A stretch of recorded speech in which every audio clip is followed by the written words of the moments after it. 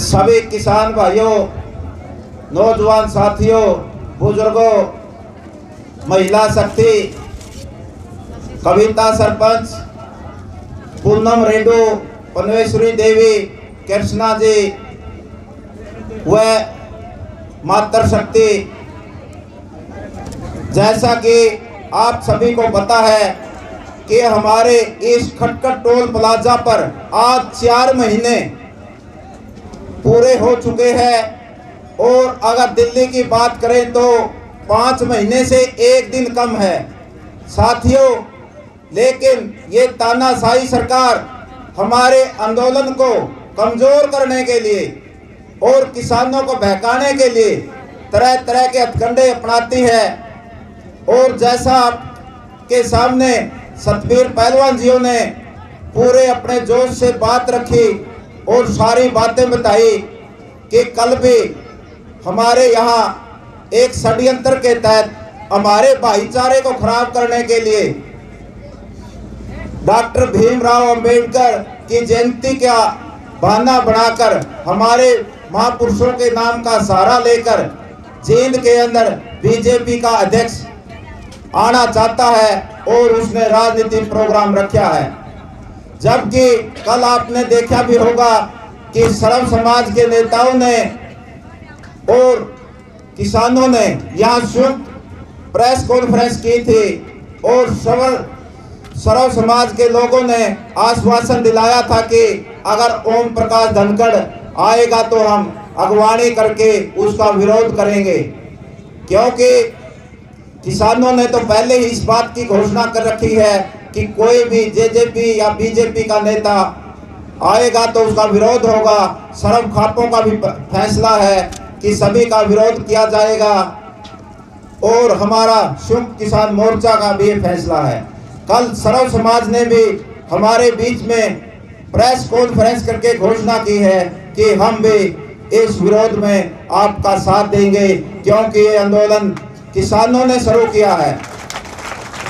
लेकिन साथियों, ये आंदोलन अकेला किसानों का नहीं है, ये मजदूरों का भी है, ये छोटे कर्मचारियों का भी है, छोटे व्यापारी का भी है। ये अब जन आंदोलन बन चुका है। ये गरीब और मध्यम वर्ग का आंदोलन है, क्योंकि सरकार की नीति है गरीब और मध्यम वर्ग को खत्म किया जाए।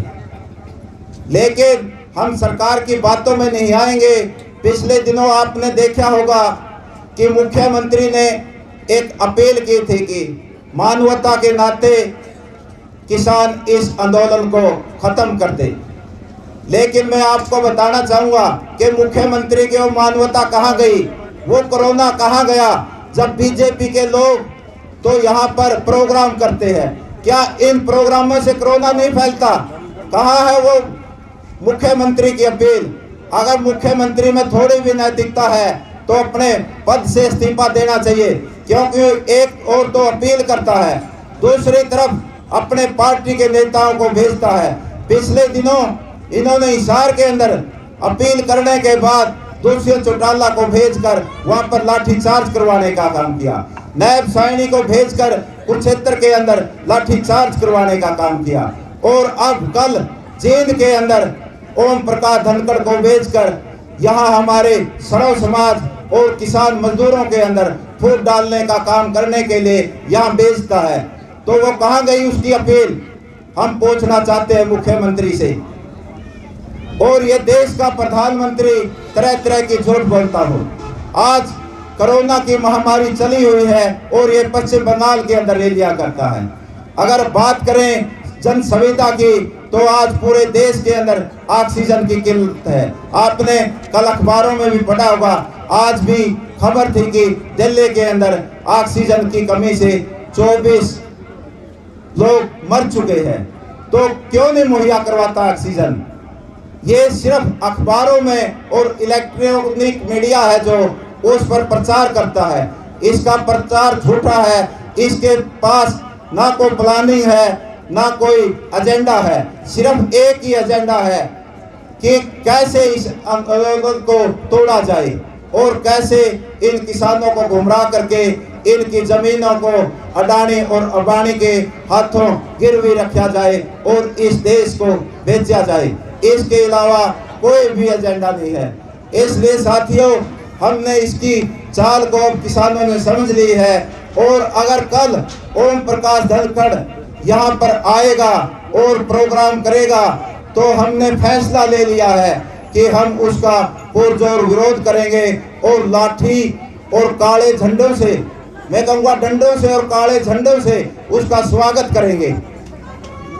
क्योंकि जैसे ये यहाँ जींद की धरती पर आएगा तो हमने पूरी तैयारी के साथ कल ट्रैक्टर ट्रैली लेकर सभी लोगों ने आना है।